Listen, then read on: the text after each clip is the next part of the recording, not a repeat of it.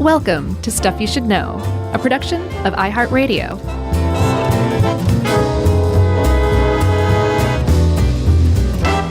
Hey, and welcome to the podcast. I'm Josh, and there's Chuck. It's the 1 o'clock hour. I just had a nice Caesar salad, so that means it's time for Stuff You Should Know. How do you dress yours lightly, or do you like it soggy? I do it smartly. No. I start out light and then add as needed. Okay. Because, I've experienced the regret of too much salad dressing. Right. You can't take it away. No, you can't unring that bell. You cannot. Yeah. Rolling Stone magazine. What's your history with this rag? It's it goes back a couple of days, at least.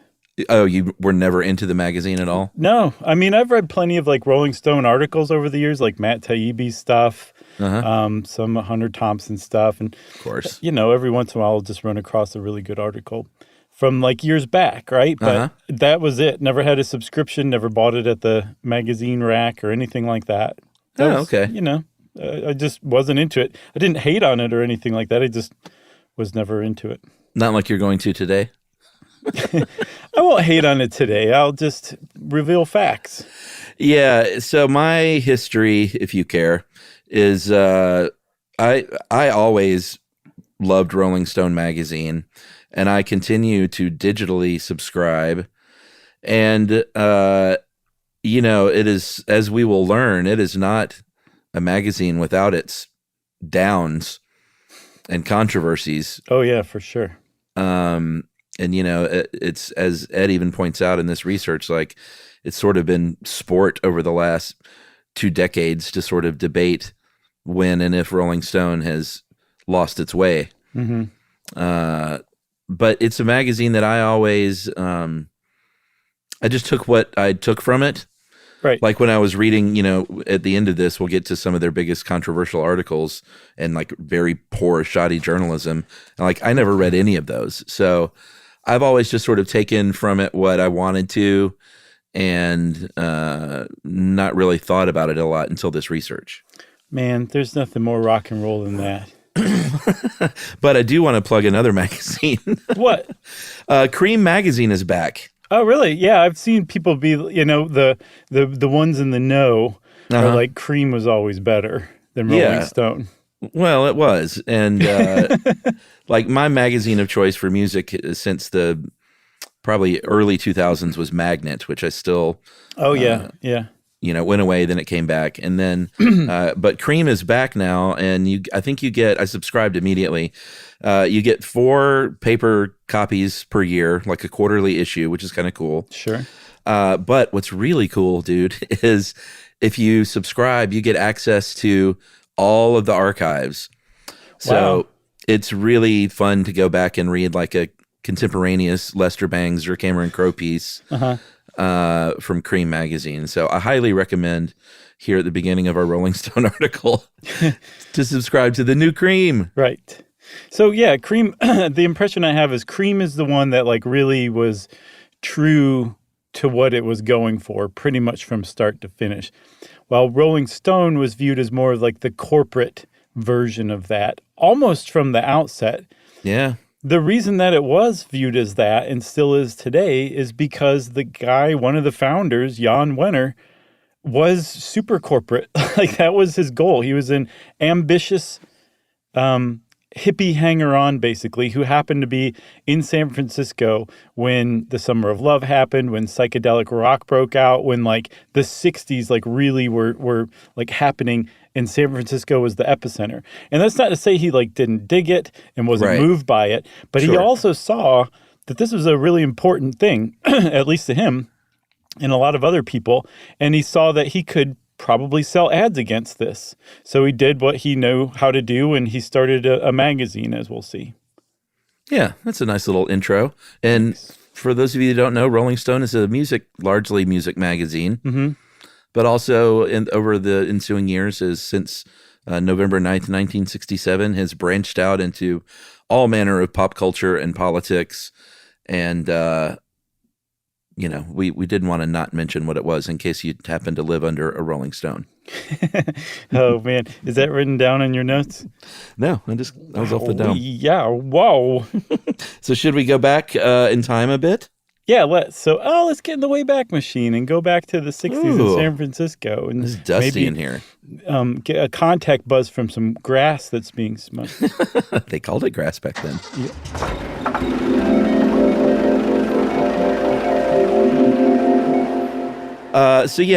Ed is very astute to point out that the origins of Rolling Stone is kind of born out of this sort of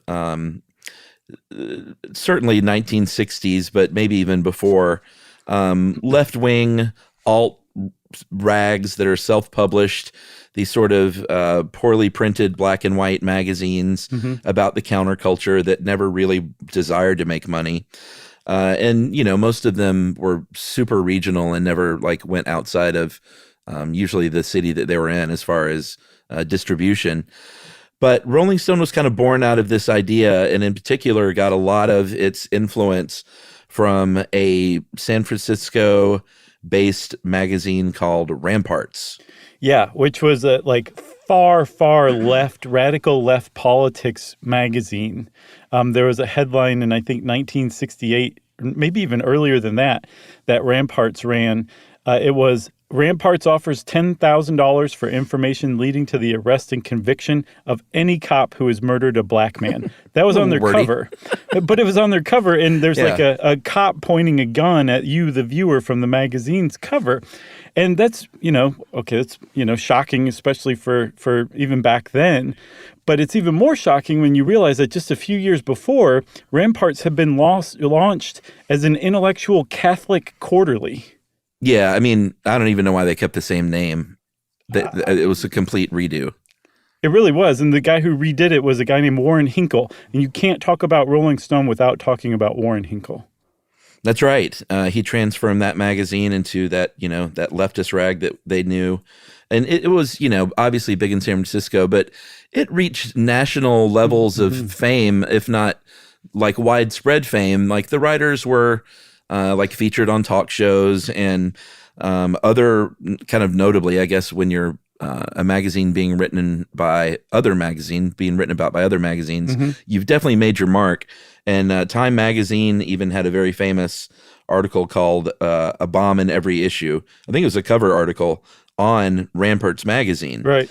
And though it would exist alongside Rolling Stone for a little while in the 70s, it was not a big widespread financial success, and obviously because of his politics had a pretty just by nature of what it was, a sort of limited audience. Right. And so Jan Wenner, who was one of the founders of Rolling Stone, who basically personified Rolling Stone over the decades, because he was the CEO for years and years and years, he was involved in Ramparts through a guy named Ralph Gleason, who we'll meet in a second.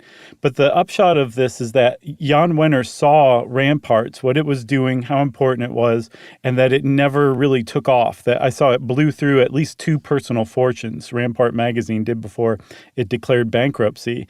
And he noted that, and he kind of took it to heart for his magazine, Rolling Stone.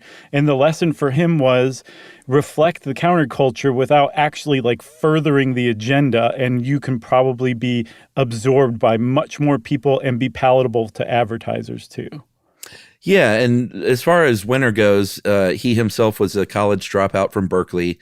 He is sort of the personification of what we now think of as the boomer generation, which is to say that he, and probably still does, just sort of laud that generation and everything they did as of the utmost importance.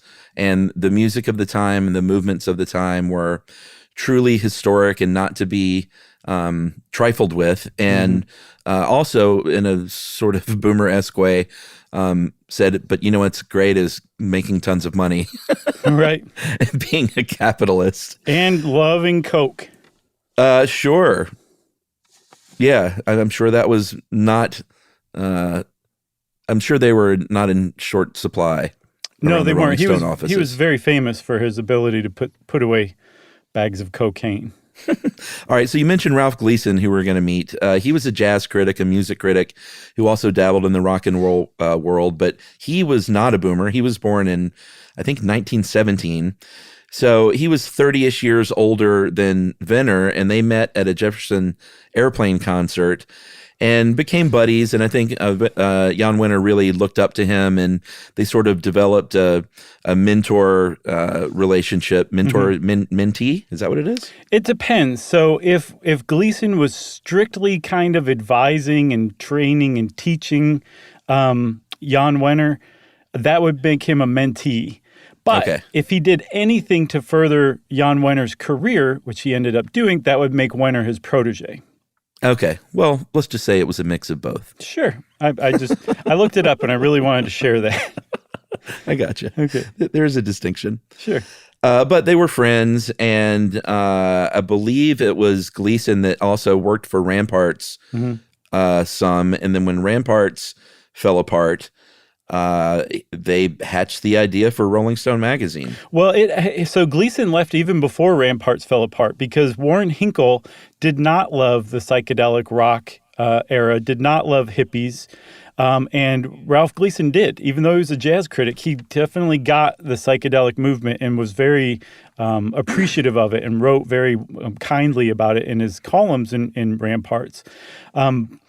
But their falling out happened when Warren Hinkle ran the Social History of the Hippies, which was a pretty unflattering cover story about hippies and the Summer of Love, and how basically he accused them of falling down on the job of taking over the responsibility to steer the country. And instead they were just off like dropping acid and shirking their responsibility, which would pan out to be really prescient when you're talking about the baby boomer generation, right?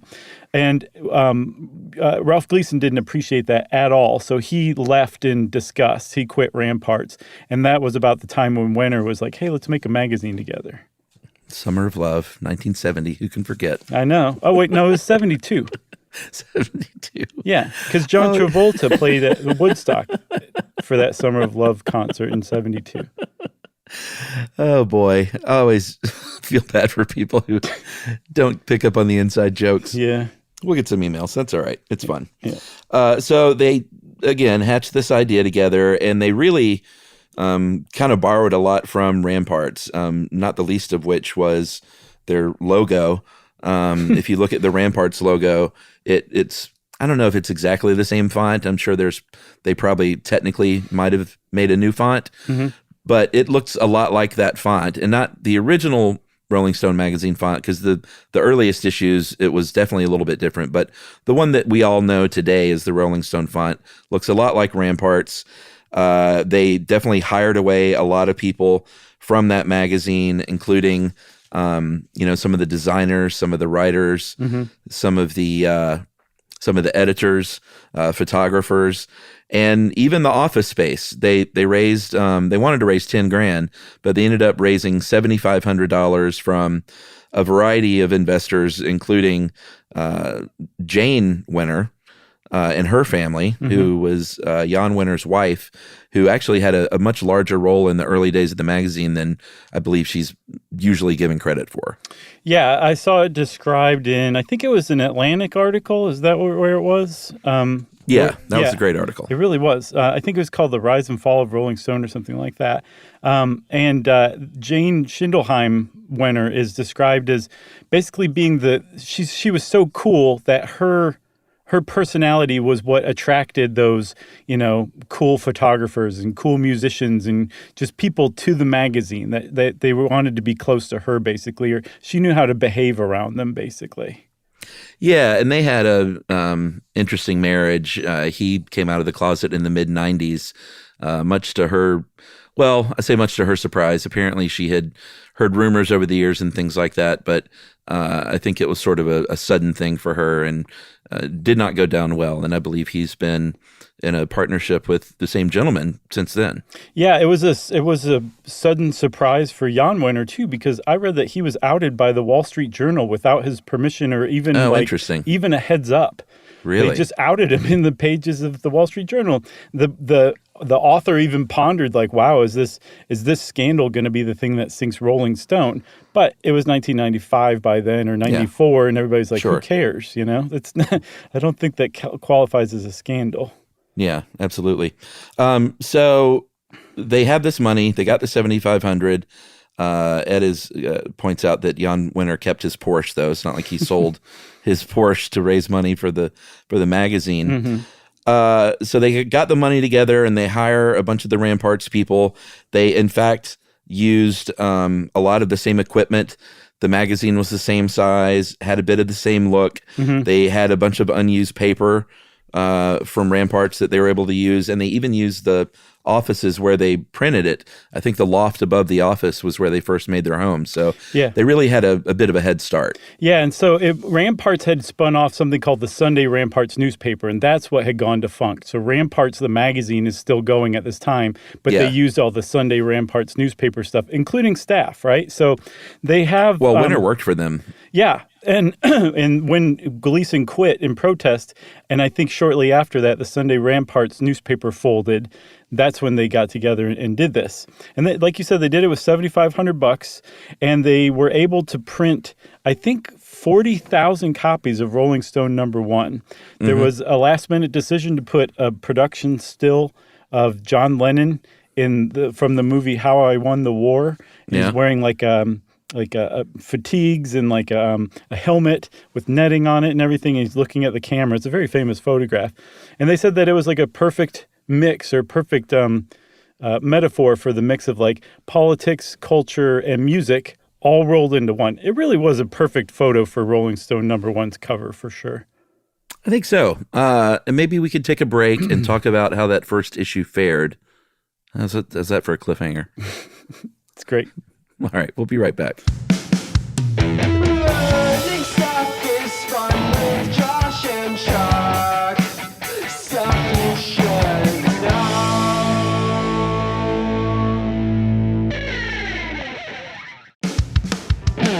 Think of all the stuff, there's so much stuff. Look at all the stuff you should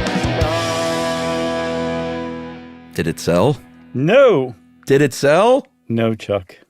Now, that first 40,000, I believe 34,000 issues were returned. I think a lot of this was in part to the fact that they tried to be their own distributor, which they realized right away was not a good idea. And so they quickly signed deals with distributors and newsstands and realized that, at 25 cents a copy, weren't going to make a lot of money with that sort of distributor partnership model. No. So, I mean, they did the sensible thing. They gave up a pretty significant chunk of their margin to that distribution company. But in return, they were able to grow, like from issue number 2 or 3. I'm not sure exactly when they took on that new distributor, but it was pretty soon after the failure of the first issue. Yeah, and then they started selling pretty well. As far as the name goes, they did get, I think, sort of threatened, legally speaking, by the Rolling Stones music group.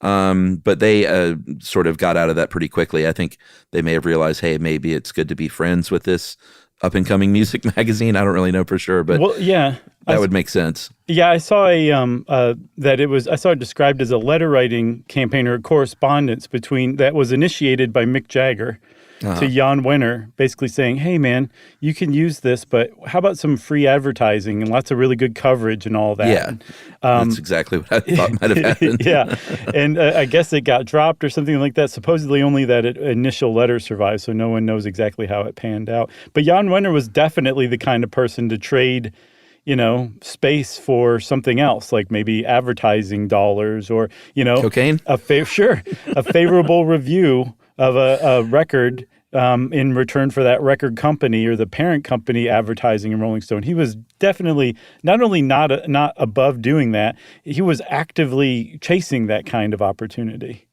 Yeah, and, I don't think there's a lot of people that would stand up and say that Jan Winter was the greatest boss they ever had, especially back in those days. I think he might have cleaned up his act, later on, but in the 60s and 70s, it was very well known that he would, like you said, make these sort of under-the-table deals. He would play labels and writers against one another. ad salespeople against one another. He was apparently a pretty cruel editor. He was never the best writer in the world. He wrote some reviews and things here and there, but that wasn't his strong suit. But yeah, he was known as being fairly misogynist and sexist and sort of all the things you might imagine from a sort of magazine editor-in-chief in the 1970s. Yeah, like a good example for the first issue and early on in Rolling Stone's life, a guy named Michael Lydon was the managing editor, and he used to write for Newsweek. And he brought his wife Linda along, who was also a writer and an editor, and Jan Wenner made Linda answer the phones because she was one of the few women working there. Right. It's a good example. Yeah. And this isn't a hit piece. There's a very well-known biography of Jan Wenner out there that is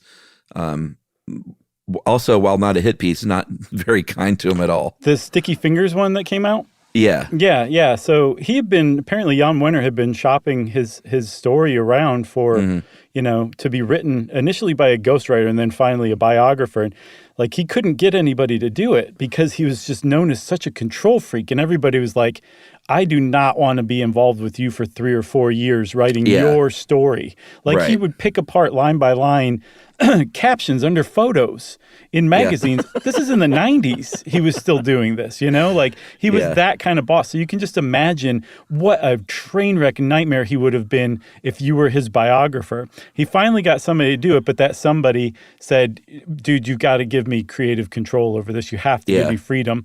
And the guy, like you said, it wasn't a hit piece, but it also wasn't just fawning and flattering. Like apparently Jan Wenner had kind of hoped it would be. Right. Of course.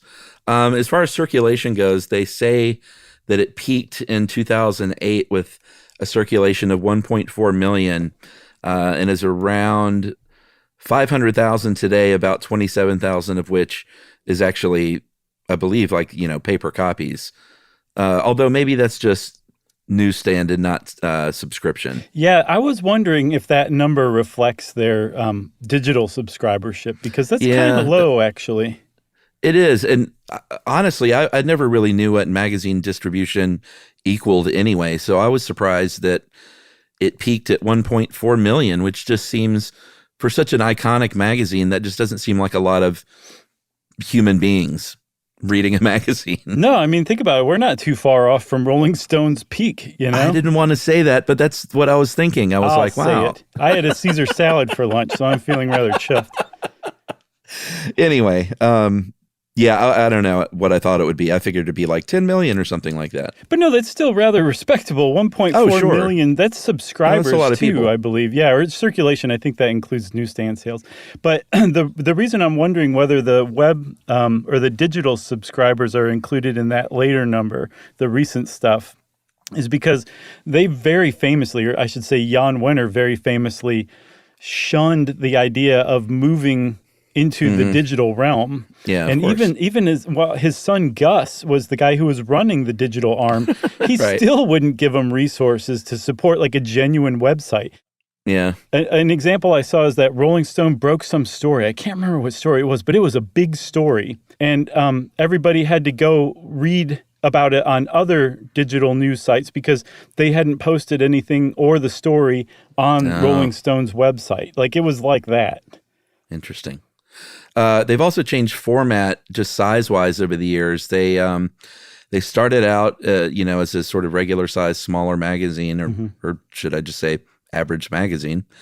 And it was in black and white with a little bit of color here and there, like a single-color process. And then in the early 70s, switched to a 4-color process and went to that glossy, large format style that Rolling Stone, like to me, was really known for. It was always just different because it was a big, large magazine. But also, it was glossy, but it wasn't like that glossy, slick magazine pages of today. Wasn't it glossy newsprint, basically? Yeah. So that for ended a while. that gave it its own feel too, along with the size. Like it was definitely its own thing. Right, but then it went back to the small, and then now is back to the big. Isn't that right? Yeah, in 2008, they went to standard magazine size. In 2018, they said, forget it. We're going back to the 10 by 12. I'm glad they did. I mean, I don't buy the paper version, but I just always associated that sort of iconic 10 by, turns out 11 3/4 size. It's a 1/4 inch, really bugs me. Yeah, it does. You just made me snort, man. Well, good. So initially, Rolling Stone was like a national magazine that was centered in San Francisco because, again, that was the epicenter of the hippie movement, of everything that was going on that was important in the late 60s and early 70s, right? But then Jan Wenner kind of spiritually decamped from San Francisco even before the magazine did.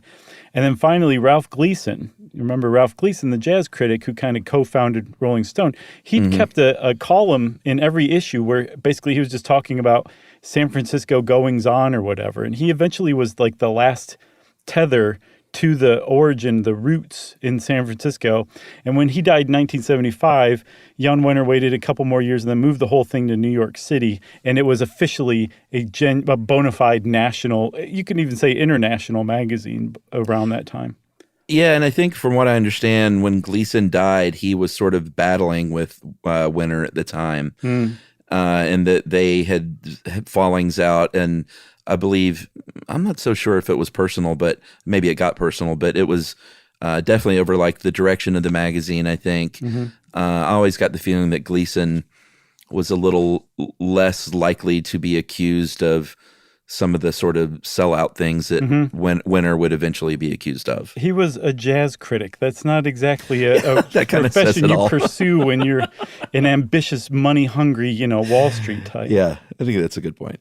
So Ed makes a really good point here. I've seen it elsewhere too, and it's kind of like something that people have realized in the last few years, maybe last decade or so, and that is that Rolling Stone is possibly the most important mouthpiece for the boomer generation. Yeah. And that it was so important, it's entirely possible that things like Woodstock or the Beatles or the Summer of Love or all the stuff we associate with the beginnings of boomers and then onward and onward, that Rolling Stone amplified it to a way that now we think of those things as like historic events, but they might not be. We might think of them as historic events because Rolling Stone amplified it. Yeah, I don't agree with that, but I do agree that it has been a boomer mouthpiece for sure. For sure. But I don't think that one could reasonably make an argument that the Beatles wouldn't be the Beatles had it not been for Rolling Stone magazine coverage. No. I don't think that's the point. I think the point is, would we consider the Beatles as having changed the world if Rolling Stone had never been there? Yeah, I definitely think so. All right. That's just my opinion. Okay. What about Wings? Oh, I love Wings. Man, Jet, give me that all day long. One thing Rolling Stone was definitely at the forefront of, even though they did not create what's called the new journalism. And this was basically when journalism went from kind of anonymous style reporting to putting the writer right in the middle of the story. And sometimes the story was even about the writer, in the case of a Hunter S. Thompson, who was also at the forefront of new journalism. And it was very literary style writing. It was very, not flowery because that sounds kind of haughty, but just sort of a kind of a higher caliber literary style writing than typical journalism had been. I love it. I've always been a big fan of new journalism. I think it has its place and shouldn't be confused with other kinds of journalism, but I've always been a big fan. Yeah, it's amazing. And Hunter Thompson, he was so at the forefront of it. He actually spun off his own subdiscipline called gonzo journalism, which is new journalism to the extreme. Like when you spell extreme starting with an X kind of thing, right? Why haven't we done an episode entirely on him yet? I don't know. Isn't that weird? We will someday. It just seems very strange for us. But Jan Wenner did not discover Hunter Thompson. He was actually kind of introduced to the magazine world. He'd already written Hell's Angels in 1968. So he made a name for himself. But the first piece of gonzo journalism is considered the Kentucky Derby is decadent and depraved. And that was commissioned by Warren Hinkle. who had gone off and started another magazine. Right, And former Ramparts chief. yes, exactly. And Warren Hinkle was the genius who put Ralph Steadman and Hunter Thompson together. And they first appeared together in the, I can't remember, Scanlon's, I think is the name of the magazine, with the Kentucky Derby is Decadent and Depraved. And so Jan Wenner saw this. He's like, this guy needs to come write for me. Or I think it might have been the other way around. I think Hunter Thompson showed up at Rolling Stone's offices and basically demanded that he be made a writer for that magazine. Yeah, and was certainly, one of the most famous writers they ever had, along with Cameron Crowe, of course, was well known as a teenage writer for Rolling Stone magazine. I know. He got a cover assignment at age 16 Yeah, to follow the pretty Allman cool. Brothers. And that's what Almost Famous is based on. Yeah, and he very famously, too, it was sort of based on his work with the band Eagles. You mean the Eagles? It's Eagles. And I always just like to annoy people by saying Eagles. That's awesome. Because it's like, who else was it? Or I might have already talked about this. It's Eagles and, Hall & Oates. It's like Daryl Hall has a big bee in his bonnet about the fact that they're not Hall & Oates. They were always Daryl Hall and John Oates. Oh, really? And he's like, people just called us that, and it's not on any of the records. They all say Daryl Hall and John Oates. Huh. And the Eagles, Don Henley's always like, it never was the Eagles, it's Eagles. That's funny. I'm like, all right, just relax. Another way to annoy people, Chuck, is just to play Eagles music. Right.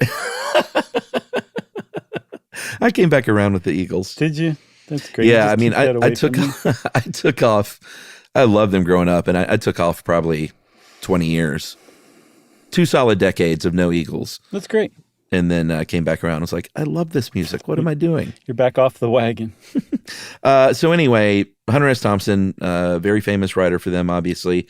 And he did something which other writers in the new journalism school would do, which was, including one Tom Wolfe, was use the magazine as not a testing ground, but as sort of the beginnings of what would become books by writing these sort of chapter-like installments every issue. And Hunter S. Thompson did that. Tom Wolfe did that with his early work on what would become The Right Stuff and The Bonfire of the Vanities. Yeah, man. Tom Wolfe, I think, I prefer Tom Wolfe to Hunter Thompson these days. I think he's interesting. Yeah, I just like him more. But Hunter Thompson's Fear and Loathing in Las Vegas was born out of 2 different assignments where Rolling Stone sent him to Las Vegas, first to cover the Mint 400, and then to cover the convention, right? The police convention on drugs. And that's where the book came from. Was his submissions from those 2 assignments. I think Tom Wolfe is the natural graduation point from, like, you like Hunter S. Thompson more in your 20s and 30s, maybe. Yeah, but I also read Electric Kool-Aid Acid Test around the same time. And I was just like, I love Hunter Thompson, but Tom Wolfe is just, I think, by far the better journalist. Yeah, Electric Kool-Aid Acid Test is the only thing I've read by Tom Wolfe, actually. The Right Stuff is really amazing, too. The thing about Tom Wolfe is because he's a new journalist, he writes about things where he can be kind of involved or like he's there, or it's really kind of like he puts you in the middle of what's going on. Sometimes in people's like bedrooms at night when the guy's talking to his wife, and he does it so well that you forget, first of all, that you're not there, but then you forget that he wasn't there either. Right. Like he's working off interviews, sometimes other authors' notes, and he just gives you, he's so good at it. You just assume like he was there for all this stuff and he wasn't there for any of it. There's like a couple in bed and it just pans over and Tom Wolfe sitting there in his seersucker suit. Yep, exactly. With his legs crossed. Very interesting. That's right. Can you say that again?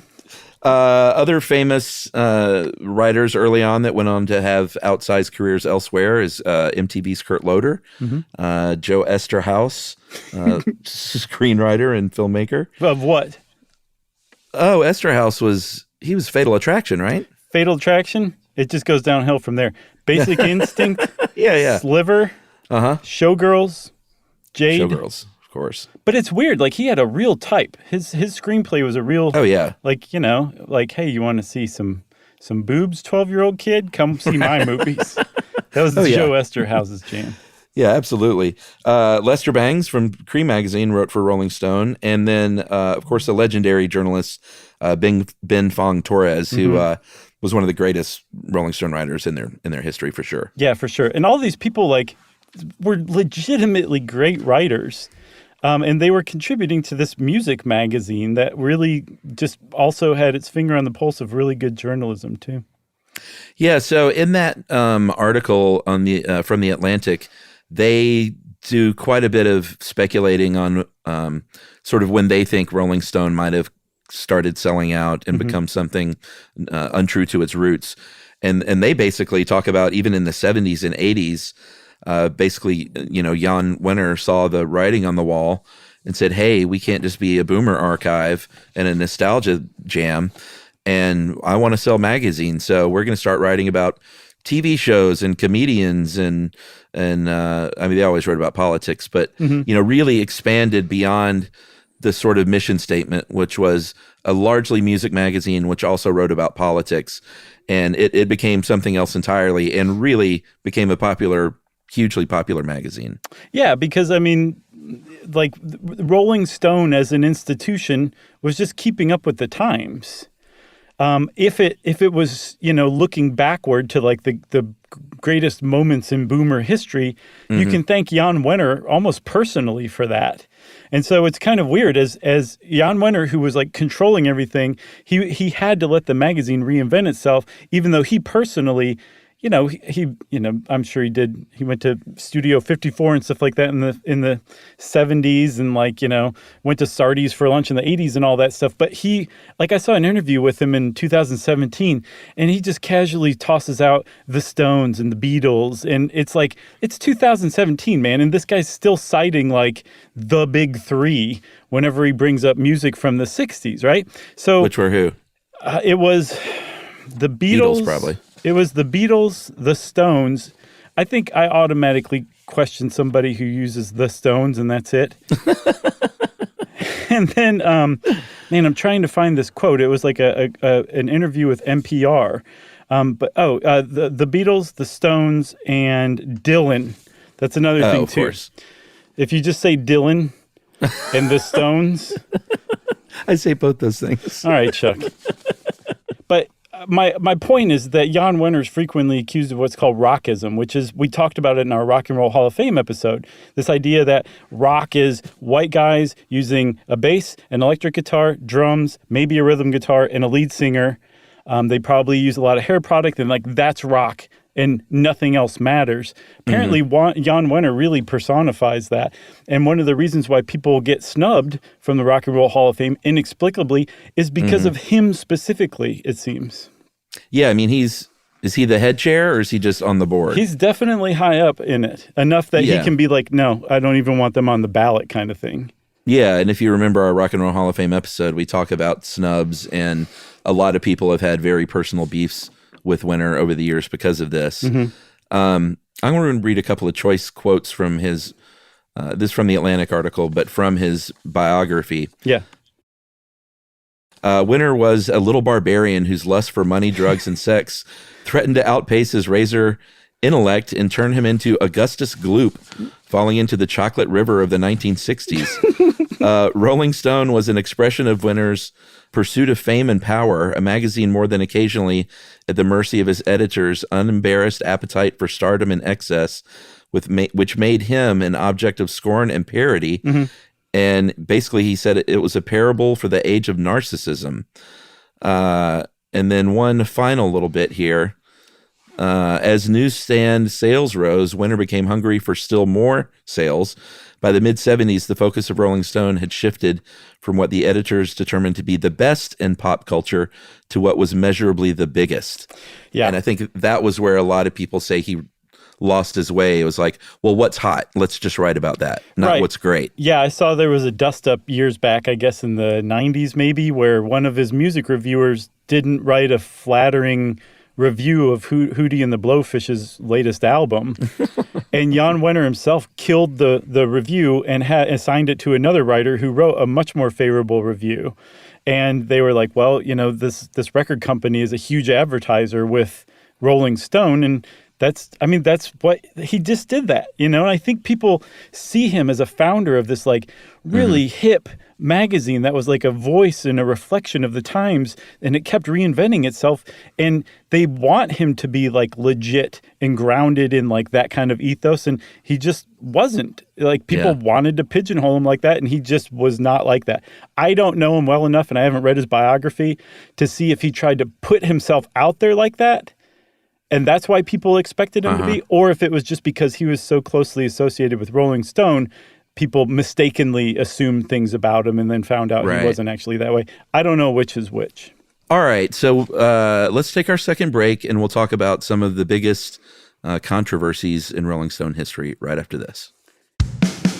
Learning stuff is fun with Josh and Chuck. Stuff you should know.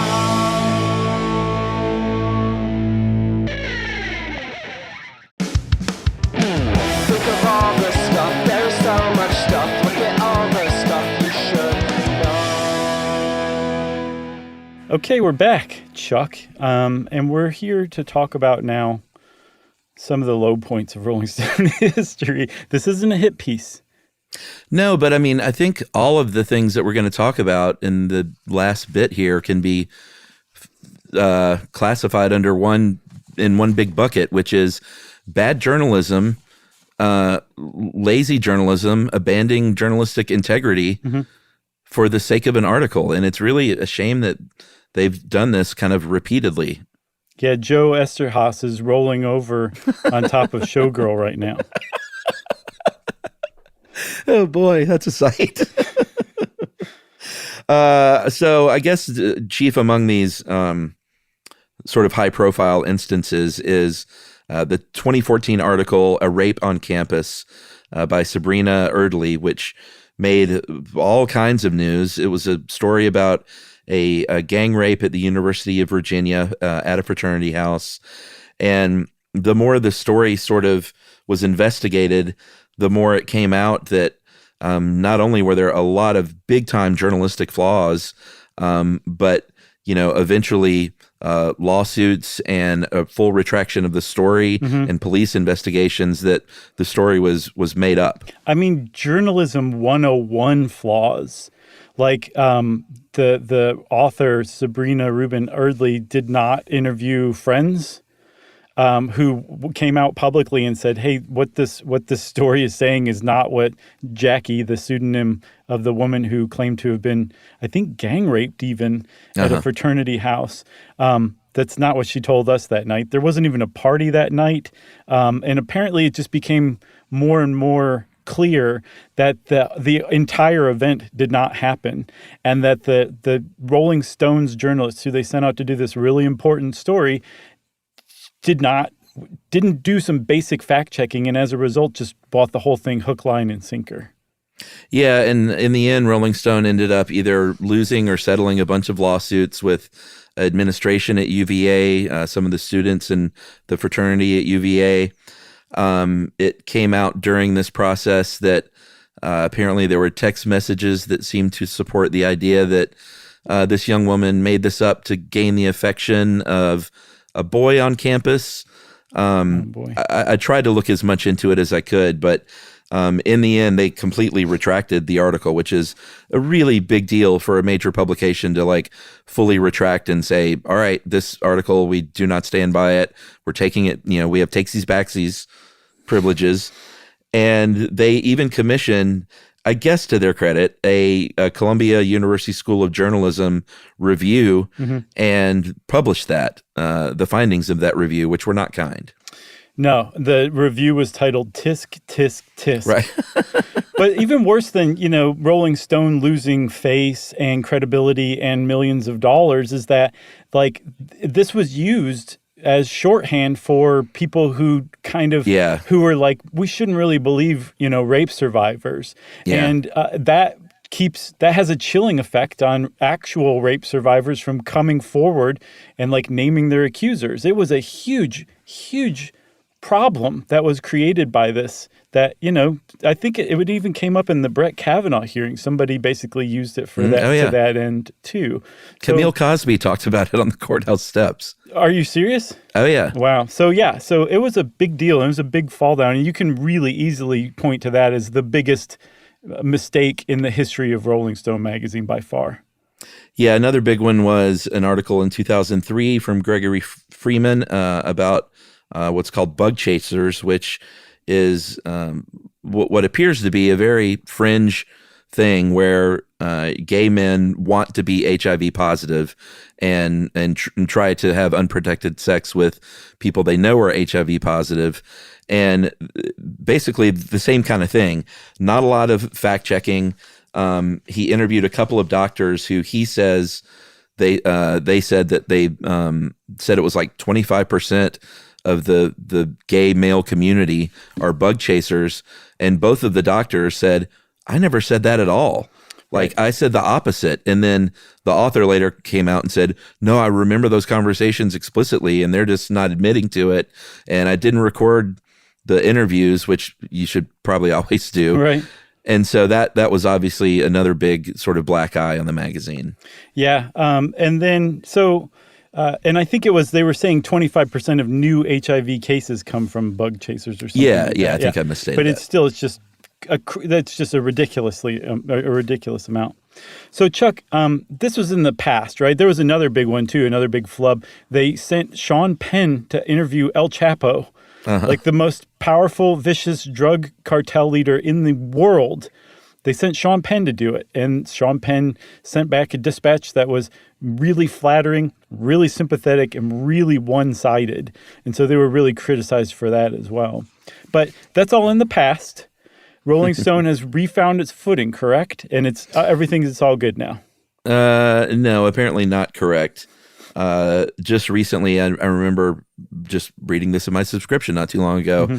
They wrote an article about Taylor Hawkins very soon after he died, that a lot of the people in the article, famous musicians that were quoted came out and said, wait a minute, this is really taken out of context. I didn't mean this stuff. I didn't say this stuff. The article kind of basically said that the Foo Fighters kind of killed him with their schedule, and that Dave Grohl wouldn't let up, and it was had a big reason. It was a big reason why he died, and that was a very recent stain.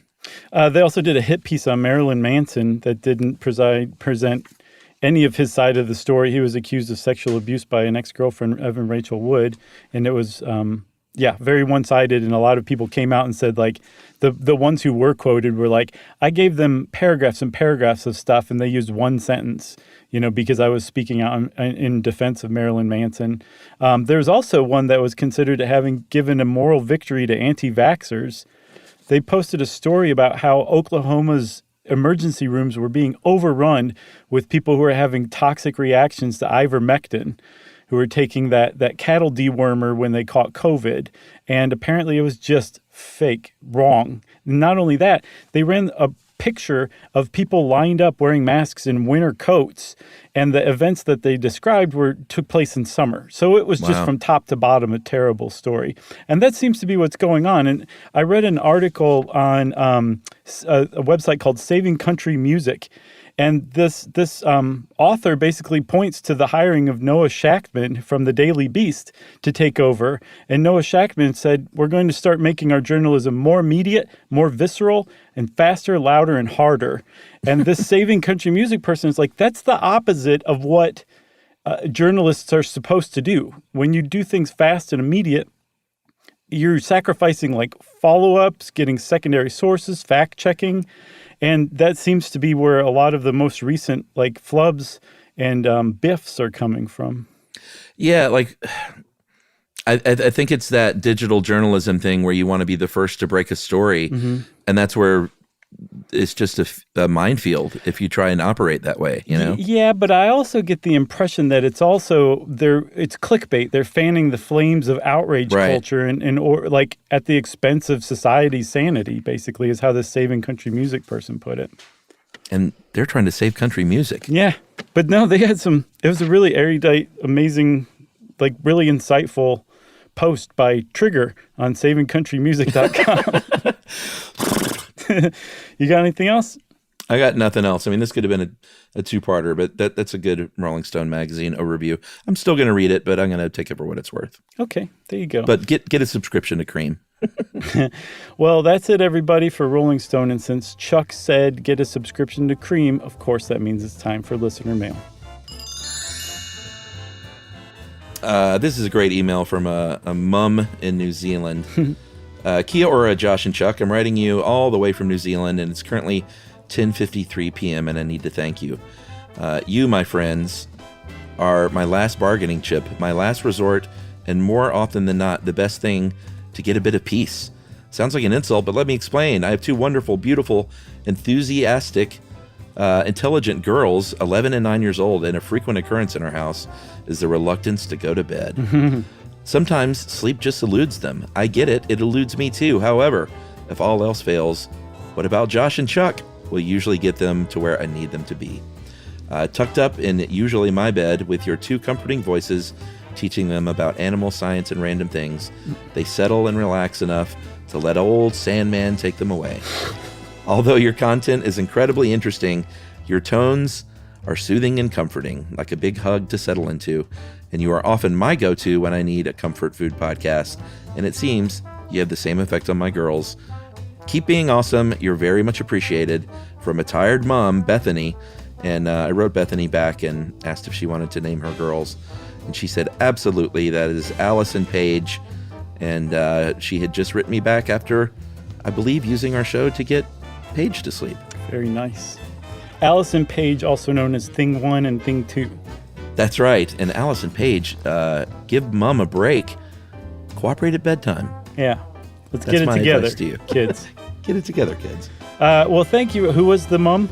Bethany. Thank you very much, Bethany. That was very nice to let us know that, and I'm glad we could help out. And hello to Alice and Paige and everybody there down under. Was she from New Zealand? New Zealand. Oh, okay.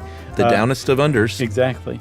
If you want to get in touch with us like Bethany did, you can send us an email. Even from New Zealand, it'll get here. Wrap it up, spank it on the bottom, and send it off to stuffpodcast@iheartradio.com. Stuff You Should Know is a production of iHeartRadio. For more podcasts from iHeartRadio, visit the iHeartRadio app, Apple Podcasts, or wherever you listen to your favorite shows.